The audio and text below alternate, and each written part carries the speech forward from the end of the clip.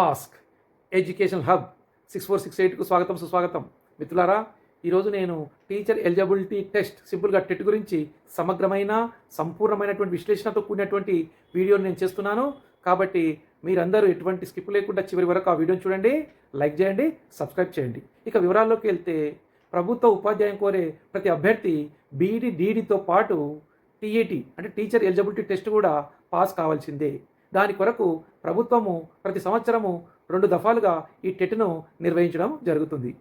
అందులో భాగంగా ఈ నెల 13వ తారీఖున మన విద్యాశాఖ వారు టెట్ నోటిఫికేషన్ రిలీజ్ చేయడం జరిగింది.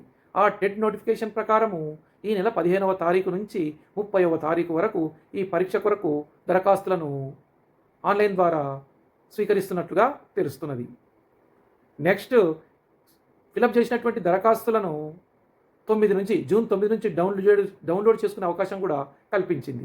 ఇక ఇందులో ఎగ్జామ్ యొక్క షెడ్యూల్ కూడా మన నోటిఫికేషన్లో పొందుపరచడం జరిగింది.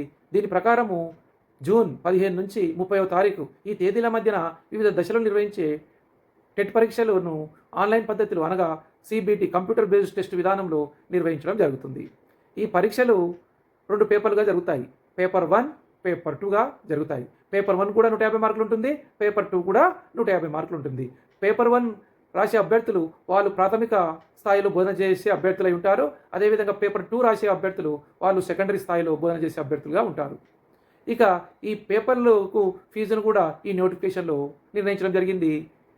ఇందులో ఓసీ మరియు బీసీ అభ్యర్థులకు ఒక పేపర్ రాస్తే 750 రూపీస్, 2 పేపర్స్ రాస్తే 1000 రూపీస్గా నిర్ణయించడం జరిగింది. అదేవిధంగా మిగతా అభ్యర్థులు అనగా ఎస్సీ, ఎస్టీ, దివ్యాంగులైన అభ్యర్థులు ఒక పేపర్ రాస్తే 700 మరియు 2 పేపర్ రాస్తే 950గా నిర్ణయించడం జరిగింది.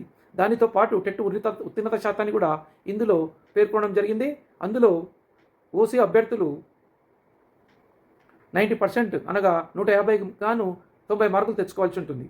అదేవిధంగా బీసీ అభ్యర్థులు 150 మార్కులకు గాను 75 మార్కులు అంటే 50% తెచ్చుకోవాల్సి ఉంటుంది. అదేవిధంగా ఎస్సీ, ఎస్టీ మరియు దివ్యాంగులైనటువంటి అభ్యర్థులు 40% అనగా 60 మార్క్స్ తెచ్చుకోవాల్సి ఉంటుంది. సో ఈ విధంగా తెచ్చుకున్నట్లయితే వారు టెట్ పరీక్ష పాస్ అయినట్లుగా భావించవలసి వస్తుంది.